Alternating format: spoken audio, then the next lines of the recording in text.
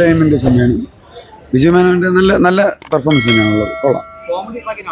കോമഡിയും എല്ലാം കൂടെ കാണാം. നമ്മൾ ഒരു പഴയ രീതിയിലുള്ള സ്കൂൾ ജീവിതത്തിന്റെ കുറെ കാര്യങ്ങളൊക്കെ ഓർമ്മിപ്പിക്കുന്ന സിനിമ. അതെ വെച്ച് തന്നെ നല്ല രീതിയിൽ പെർഫോം ചെയ്തിട്ടുണ്ട്. എല്ലാവരുടെയും ഇത് കൊള്ളാം.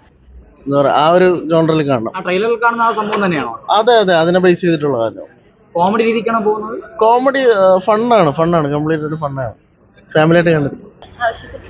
ബിജു മേനോൻ ഉണ്ടായിരുന്നു. ബിജു മേനോൻ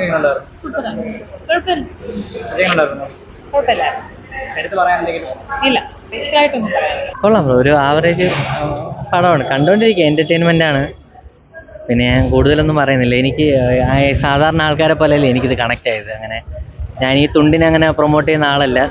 പഠിച്ചെഴുതുക, ജയിക്കണമെങ്കിൽ ജയിക്കുക. അത് ഇല്ല, ഞാൻ തുണ്ട് കാണാറേ ഉള്ളൂ, തുണ്ട് വെച്ച് പരീക്ഷ എഴുതാറില്ല. ഇല്ല. അതെ അതെയാണ്. കുഴപ്പമില്ല, കണ്ടുകൊണ്ടിരിക്കാം.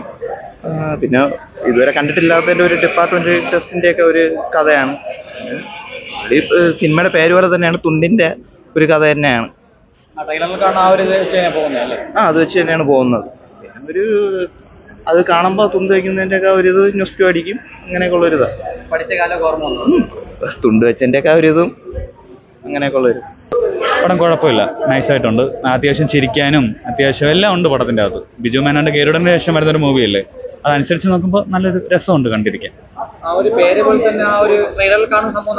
തുണ്ട് എന്ന് പറയുമ്പോൾ ചിലർ തെറ്റിദ്ധരിക്കും, മറ്റേതാണെന്ന് വിചാരിച്ചുകൊണ്ട് പടം കാണാൻ വരാം. അതൊന്നുമല്ല, ട്രെയിലർ കാണുമ്പോൾ അറിയാം പരീക്ഷയ്ക്ക് തുണ്ട് വയ്ക്കുന്ന ഒരു സംഭവമാണ്.